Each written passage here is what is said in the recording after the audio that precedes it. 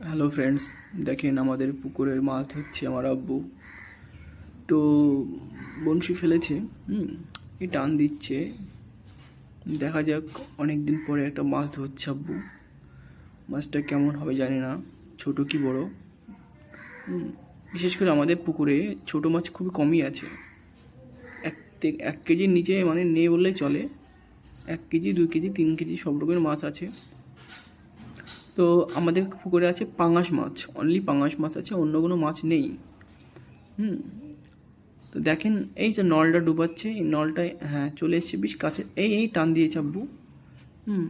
বাহ, একটা সুন্দর একটা মাছ উঠেছে মনে হচ্ছে। এই মাছটা হচ্ছে পাঙাশ মাছ।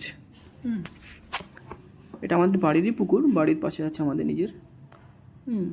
অনেকদিন পরে আব্বু মাছ ধরলো একটা।